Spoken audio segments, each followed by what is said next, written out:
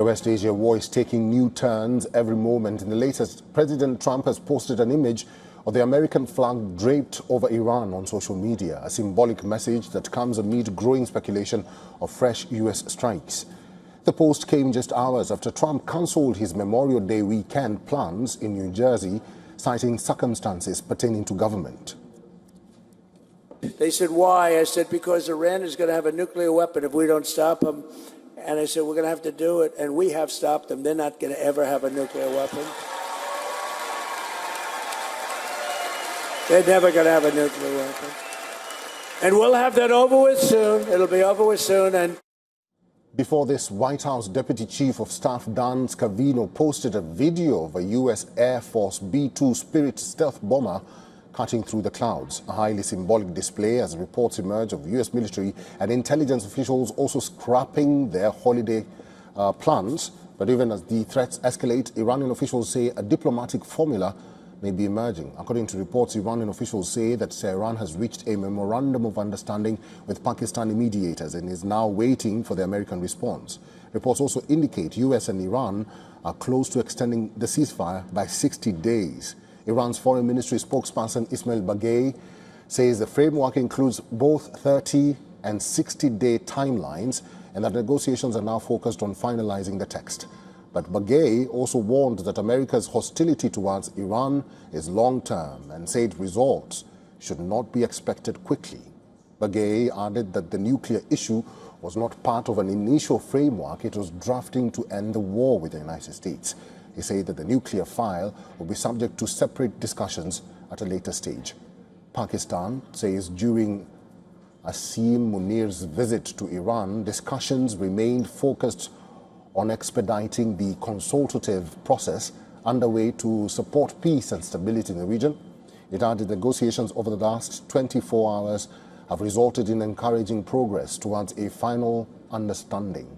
Iranian Parliament Speaker and top negotiator Mohammad Bagher Ghalibaf told Pakistan's army chief that Iran will not compromise on the rights of the nation. Ghalibaf claimed Iran's armed forces have rebuilt their capabilities during the ceasefire period and warned of a crushing response if Donald Trump resumes hostilities. But the military standoff is deepening. U.S. Central Command says American forces have now redirected 100 commercial vessels under the maritime blockade against Iran. The blockade, enforced since April 13th, has seen more than 15,000 U.S. troops involved in maritime operations across the region. Iran, meanwhile, has issued a major aviation notice, severely restricting its western airspace and shutting multiple airports until Monday.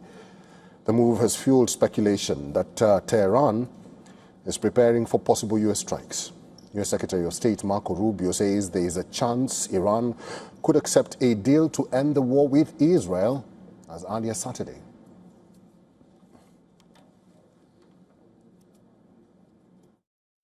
The question is about the Iranian issue, and as I said, there's been some progress done, some progress made. Even as I speak to you now, there's some work being done. There is a chance that whether it's later today, tomorrow, in a couple days, we may have something to say. But this issue needs to be solved, as the President has said, one way or the other. Iran can never have a nuclear weapon. The straits need to be opened without tolls. They need to turn over their enriched uranium. They need to turn over their highly enriched uranium. We need to address that issue. Dr. Sayed Emamian is an assistant professor at Tehran Polytechnic and founder and former director of the governance and policy think tank. Emamian, thank you very much for your time and welcome to the broadcast. I just want to know from you, let's begin this discussion by asking you, do you foresee the strikes returning to Tehran? I want your honest opinion. Everyone knows that Trump is always proud of his own unpredictability. So everything that you could imagine may happen out of the Trump's very much shocking decision-making procedure and very confusing decision-making procedure, let's say. But with regards to what is happening on the ground, I think whilst Trump has been very much pushed by Israelis to have another round of the strike, But he knows himself that he has been very much desperate for a ceasefire a few weeks ago. And since then, he is thinking of any kind of the escape way out of the pitfall of the Iran's war. So it has been said, based on some speculation in the media, that it has been very harsh dialogue or conversation between Trump and Netanyahu with regards to the Netanyahu's attempt to push again Trump into another strike, another round of the war, but Trump himself is very reluctant to get in another round of the very confusing situation that there is no such an easy way out of the war with Iran.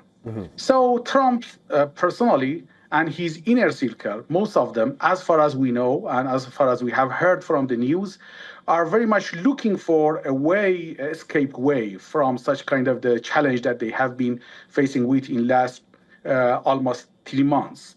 So they are looking for mediators. They are asking mediators to do something for them. Dr. Emamian, sorry to cut you short, but let me, now that you've mentioned Israel, and we have the U.S. Secretary of State, Marco Rubio, in India, he says that Iran is close to reaching a deal with Israel. Is that so? Of course, it's not clear. It's not correct. It's impossible, a kind of the direct deal between Iran and Israel, because you know that with Israel as an occupational, genocidal entity, political project, it won't be any possibility for Iran to have a direct talk. And Iran doesn't recognize Israel as a very important part of the challenge. The most important part of the challenge is the U.S. And without U.S., Israel doesn't have any leverage in any military attack on Iran or any other countries in the region. You know that without very full-fledged U.S. support of the Israelis, Israel is militarily doesn't have such a competency or capacity to struggle with Iran. But at the moment, I think one of the very important conditions of any kind of the deal or ceasefire agreement is going to be a kind of the ceasefire in all fronts, including ceasefire in Lebanon and Iraq and Yemen.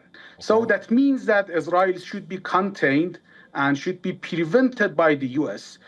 From more aggression or more genocide. So it's the U.S. responsibility to provide a guarantee or safeguard for Iran that the ceasefire would be materialized in all fronts altogether. Dr. Emamian, lastly and very quickly, now that we are seeing the shuttle diplomacy by Pakistan, Asim Munir is in Iran right now, and they've already discussed. These are negotiators who are saying that Iran and the United States could give a 60-day period for a ceasefire or a truce. Is that feasible? Very quickly.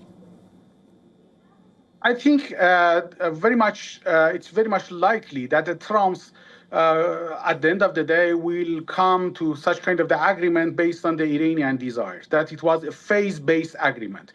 Iran was very much reluctant to talk about anything related to the nuclear issues in the first phase, and Iran was insisting that we need to have the end of the war as a prerequisite or as a first step, a trust-building measure before any talk with regards to the nuclear issues. So Trump is going to comply with such kind of the Iranians willing, and 60 days starts with the end of the war and will be a time frame for a kind of the negotiation over the other issues, including nuclear issue. It's very much compliant with the... All right. Dr. Emamian, I have to thank you at this stage. Thank you very much for your time and for talking to us today.